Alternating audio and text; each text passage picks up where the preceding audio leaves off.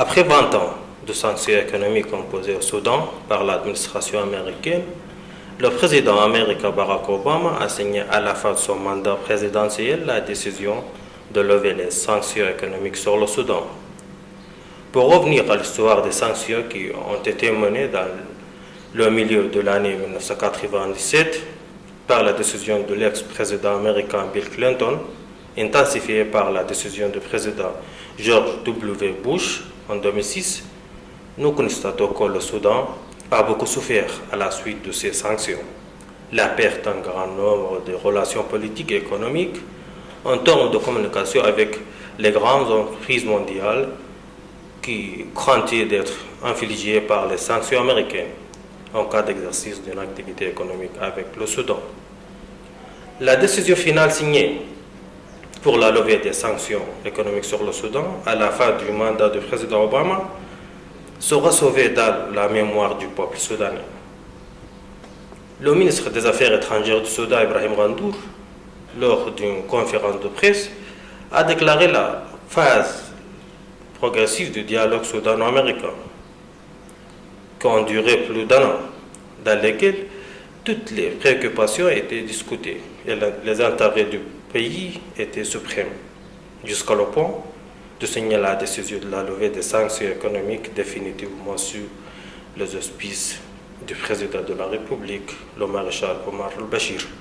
soulignant sa détermination à poursuivre le dialogue avec la nouvelle administration américaine pour compléter la coopération entre les deux pays dans les domaines de la consolidation de la paix, de la sécurité internationale, de lutter contre toutes les formes de terrorisme et la traite des êtres humains et la protection contre toutes d'autres domaines d'intérêt mutuel. Le ministre a souligné l'engagement de la diplomatie soudanaise à poursuivre son rôle dans le maintien de la sécurité nationale et protéger les intérêts supérieurs du Soudan et l'adoption du dialogue comme un moyen de rétablir des relations et de construire des ponts de communication avec tous les pays du monde. Autrement, le directeur de sécurité et de renseignement soudanais, le général-major Mohamed Atta, a dit que le Soudan continuera à soutenir tous les programmes qui luttent contre le terrorisme dans la région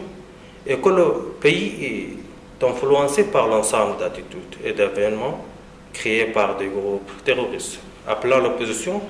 d'exploiter cette occasion pour créer un consensus national qui guide à la sécurité et la stabilité. Mudassir Abdoulghani, le ministre de l'Investissement, a déclaré que la levée des sanctions économiques sur le Soudan par les États-Unis a été l'un des grands espoirs qui se fondent sur les investisseurs à venir au Soudan, où les transferts de fonds, le trafic mécanique direct et le transfert de la technologie occidentale ont présenté les défis et les contraintes du mouvement de l'investissement au Soudan. Après cette étape de la décision des États-Unis, il est prévu que les investissements et la reprise de l'économie soudanaise augmentent. Cependant, le ministre des Finances du Soudan, Dr Badreddine Mahmoud, a dit que la décision des États-Unis concernant la levée des sanctions économiques sur le Soudan ouvrirait la voie à l'exemption de la dette du Soudan,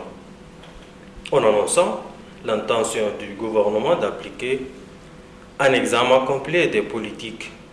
dans les domaines de change, de taux de change, l'importation et l'exportation, ainsi que l'organisation des relations commerciales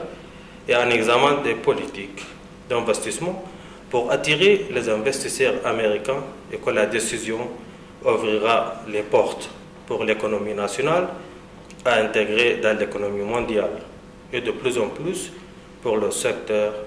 bancaire. En outre, de nombreux observateurs et experts sont optimistes par la décision des États-Unis de la levée des sanctions économiques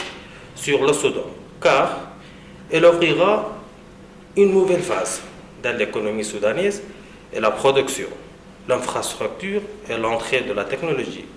et d'attirer les capitaux américains et européens sans crainte, ce qui pourrait relancer le marché soudanais, exigeant en même temps de profiter de l'État et l'exploiter politiquement et économiquement pour résoudre le problème économique du Soudan.